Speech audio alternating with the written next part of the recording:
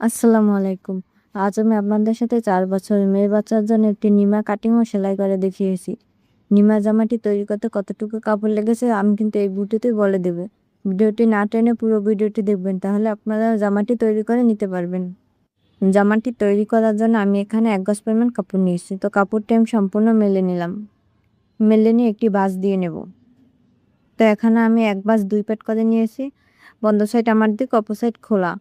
তো এখন ২ ভাঁজ ৪ পাট করে নেব। নিয়ে আমি কাপড়টি সমান করে নেব। তো এখানে আমার চওড়া হচ্ছে ৯.৫ ইঞ্চি পরিমাণ, আর নিমে জামাটি লম্বা নেব আমি কিন্তু মোট ১৭ ইঞ্চি পরিমাণ। নিচে ২ ইঞ্চি কুচি কাপড় আলাদা যোগ করব।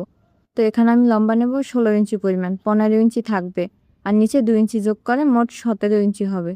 তো এখানে স্কেলের সাহায্যে একটি মার্জিন টেনে নেব।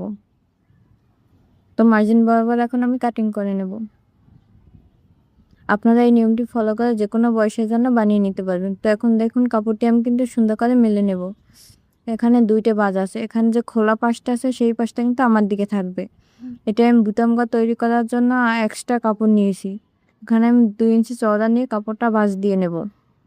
আপনারা এরকমভাবে বুতাম ঘরে কাপড় আলাদা করে এরকম রাখতে পারেন। তো এখন আমি বন্ধ সাইডটা এর উপর আমি সমান করে বসিয়ে দেব। তো দেখুন বন্ধ সাইডটি কিন্তু উপরে আছে, আর নিচে কিন্তু খোলা সাইডটি আছে। তো এখানে আমি পুট নেব আমি ৫.৫ ইঞ্চি পরিমাণ, ৫ থেকে ২ ইঞ্চি সুতো কম। তো নিচে আমি আলমোলের জন্য ৫.৫ ইঞ্চি পরিমাণ নিয়ে নেব। নিয়ে একটা বক্স তৈরি করে নেব। এখন আমি আলমোলের শেপ দিয়ে নেব। তো আমি এখন বডি হবে ২৬ ইঞ্চি, ২৬-এর ৪ ভাগের ১ ভাগ ৬.৫ ইঞ্চি আর ১ ইঞ্চি সেলাইয়ের জন্য নেব। তো এখানে নেব ৮ ইঞ্চি পরিমাণ, আর নিচে ১/২ ইঞ্চি এক্সট্রা সেলাই করার জন্য নেব। তো একটু হালকা রাউন্ড করে আমি শেপ দিয়ে নেব।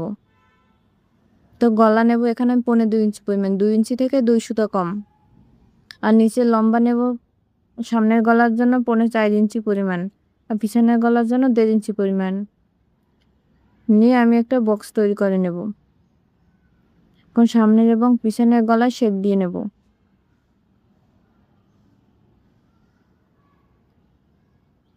তো এখন আমি কাটিং করে নেব।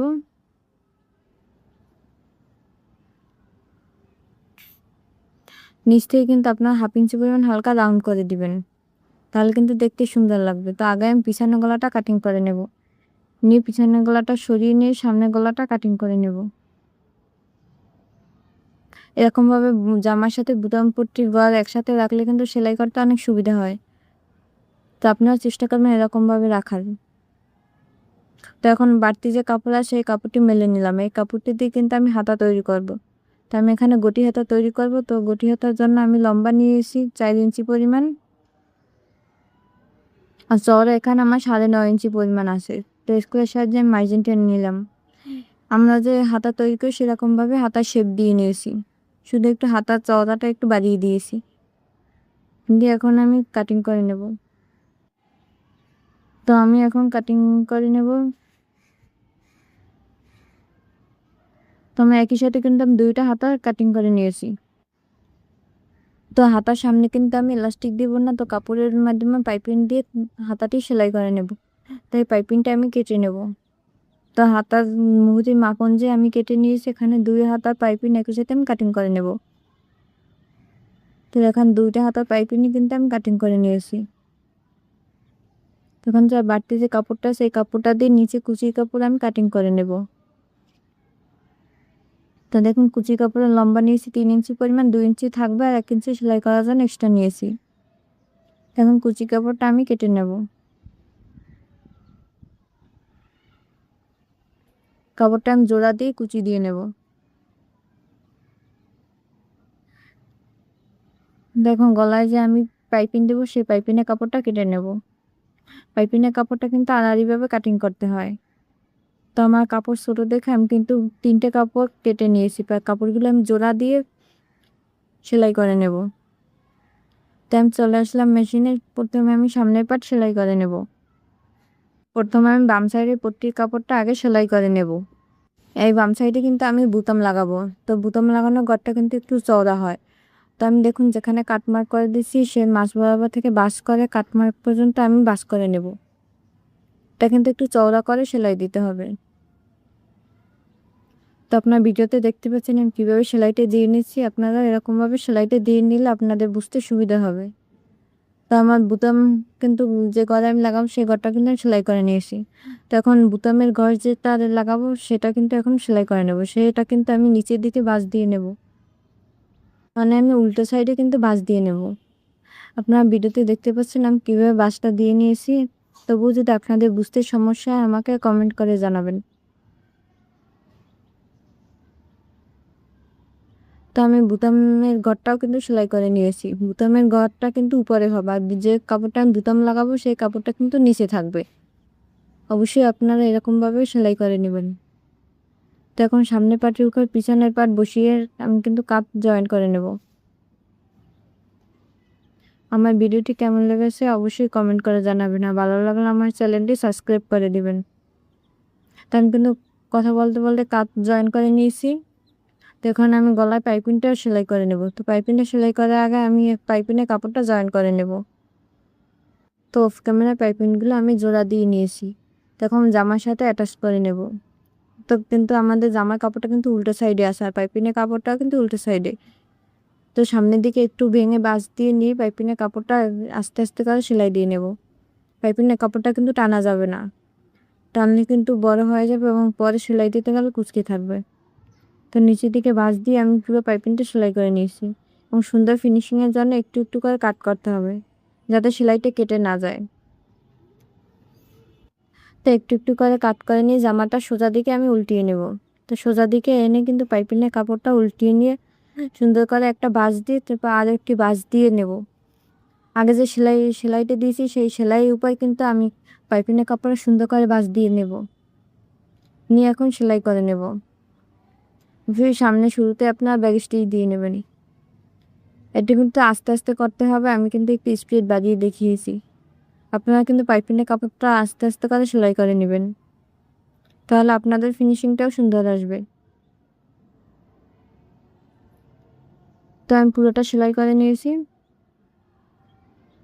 তো দেখতেই পাচ্ছেন আমার ফিনিশিংটা কতটা সুন্দর এসেছে। তো এখন আমি হাতাটি তৈরি করে নেব। প্রথমে আমি একটি হাতা তৈরি করে নেব। তো হাতাটি চওড়া দেখুন এখানে আমার 9 ইঞ্চি পরিমাণ আছে। তো আমি পাইপিংয়ের কাপড়টা আগে সেলাই করে নেব কুচি দিয়ে। এখানে দেখুন আমাদের মুহুরি মাপ অনুযায়ী 10 ইঞ্চি আছে, তো 8 ইঞ্চি থাকবে আর 1-2 ইঞ্চি সেলাই করার জন্য এক্সট্রা নিয়েছি। তো আমি পাইপিংয়ের কাপড়টা কিন্তু নিচে রেখেছি আর উপরে কিন্তু আমাদের হাতার কাপড়টা আছে। হাতার কাপড়টা কিন্তু সোজা সাইডে আছে। তো এরকমভাবে আমি কুচি দিয়ে নেবে। তো আপনারা কিন্তু আগে কুচি দিয়ে তারপর পাইপিংয়ের কাপড়টা জয়েন করতে পারেন। তো আমার কাছে এটাই সুবিধা মনে হচ্ছে, আমি এরকমভাবে কিন্তু এই কুচিগুলো পাইপিংয়ের কাপড়ের সাথে আর একসাথে জয়েন করে নেব। তো জয়েন করার শেষে পাইপিংয়ের কাপড়টা উল্টিয়ে নেব। উল্টে সামনের দিকে এনে একটি ভাঁজ দিয়ে তারপর আরেকটি ভাঁজ দিয়ে সেলাই করে বসিয়ে নেব। এরকমভাবে সেলাই করলে ছোট বড় হওয়ার কোনো চান্স নেই। আপনারা এরকমভাবে সেলাই করে নিতে পারবেন। তো পুরো পাইপিংটা ভাঁজ দিয়ে আমি সেলাই করে নেব। এখন আপনার এলাস্টিক দিয়েও সেলাই করতে পারেন। তো সোজা সাইডে আমি কিন্তু আগে কুচিগুলো দিয়ে নিয়েছি এবং যে আমাদের আর্মহোলের যে সাইড আছে সেই সাইডটাও কিন্তু আমি কুচি দিয়ে নেব।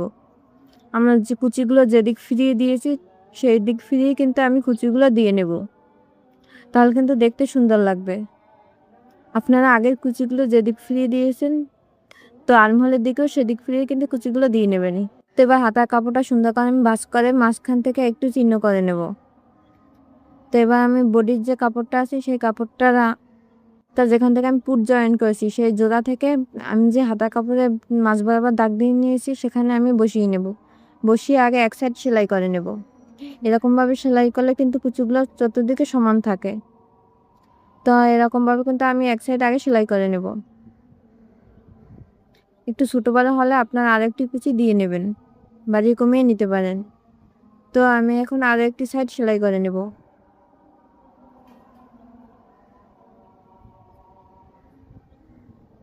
তো আমি দুইটা সাইড সেলাই করে নিয়েছি, আপনারা অবশ্যই ডাবল সেলাই দিয়ে নেবেন। তো একটি হাতা আমার সেলাই করা শেষ। তো আমি কিন্তু একই নিয়মে অপর হাতাটিও অফ ক্যামেরায় সেলাই করে নেব। তো অফ ক্যামেরায় কিন্তু আমি আরেকটি হাতা সেলাই করে নিয়েছি। এখন আমি জামাটা ভাঁজ দিয়ে আমি সাইড সেলাই করে নেব। তো আমার হাতার মুহুরি ছিল 4 ইঞ্চি পরিমাণ। তো এখানে আমি একটি দাগ দিয়ে নিয়েছি। তা নিয়ে এখন আমি সেলাই করে নেব। সাইডটা সেলাই করে নেব। তো আমার বডি ছিল 26 ইঞ্চি পরিমাণ, 26 এর অর্ধেক হচ্ছে 13 ইঞ্চি পরিমাণ। তো 13 ইঞ্চিতে দাগ দিয়ে আমি সেলাই করে নেব। তো একই নিয়মে আরেকটি সাইডও আমি সেলাই করে নেব।